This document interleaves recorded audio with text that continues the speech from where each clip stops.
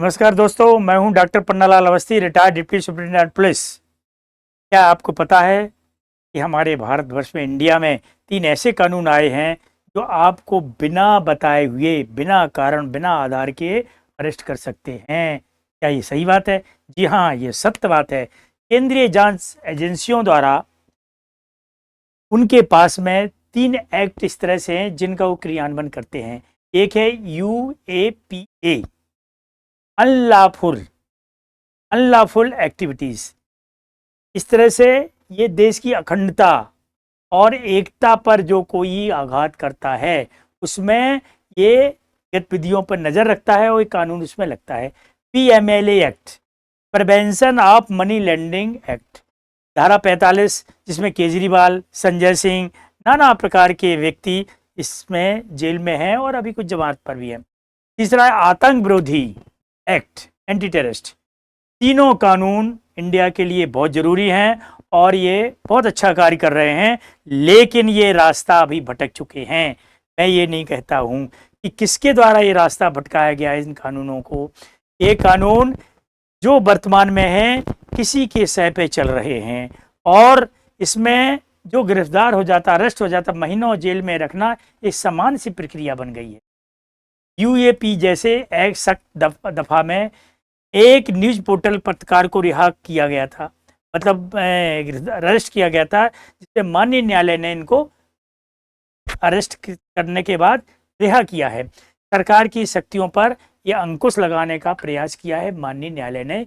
ये बहुत अच्छी बात है। दरअसल कोर्ट ने अपने 42 पेज के फैसले में ये याद दिलाया कि आप लोग इन एक्ट का दुरुपयोग कर रहे हैं।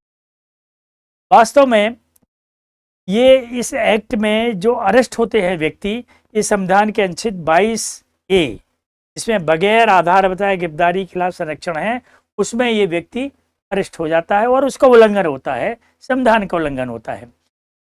इसी प्रकार से कई तरह के उल्लंघन होते हैं। अब मैं बता दूं UAPA, ये जो आपको चित्र में दिखाई देता है, इसकी धारा 43D और 5 ये बड़ी खतरनाक है। और इस प्रिवेंशन मनी लॉन्ड्रिंग एक्ट की धारा 45, ये न्यायपालिका के हाथ बांध दिए हैं, हाथ बंधे हुए हैं, वो स्वतंत्र होकर काम नहीं कर रहे। क्यों? इस कानून में लिखा हुआ है कि जिस एजेंसी ने किसी को अरेस्ट किया है, वो एजेंसी जब तक ये नहीं आश्वस्त हो जाएगी कि वास्तव में अब ये कोई अपराध नहीं करेंगे या ये अपराधी नहीं है, माननीय न्यायालय को भी इस पर आश्वस्त होना पड़ेगा कि अपराधी नहीं है और अपराध नहीं करेंगे, तब उनकी जमानत होगी। ऐसा कहीं हो सकता है? नहीं। इसलिए कई दिनों तक ये जेल में पड़े रहते। चिंता की बात तो यह है कि बगैर आरोप तय किए किसी भी विचाराधीन कैदी के रूप में बरसों जेल में रखना सरकार की एजेंसियों का एक नया हथियार बनता जा रहा है। ये कहने में कोई संकोच नहीं है।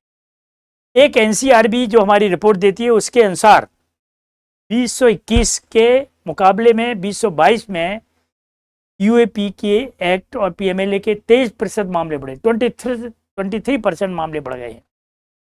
जबकि पिछले 10 सालों में prevention of money laundering, Kejriwal वाला एक्ट, इसमें भी मामले बड़े बढ़ गए हैं, जबकि सजा सिर्फ 2% है। और 21 के आंकड़ों के अनुसार इसमें 12,000 कैदी विचाराधीन है। 12,000 लोगों को इन सख्त धाराओं में अरेस्ट किया था। कितने? सही सुन रहे हैं, 12,000 लोगों को अरेस्ट किया गया था और मात्र 2% लोगों को सजा हुई। बाकी की बड़ी बेइज्जती हुई, बड़ा अपमान हुआ और उन्होंने ये सजा काटी है। इतने दिन जेल में रह करके फिर बाहर आए, उनका तो अपमान होगा, सब कुछ लुट गया। क्या इस पर अंकुश नहीं लग सकता है? क्या इस पर कोई ध्यान नहीं देता है? इसको जनता को आगे आना पड़ेगा।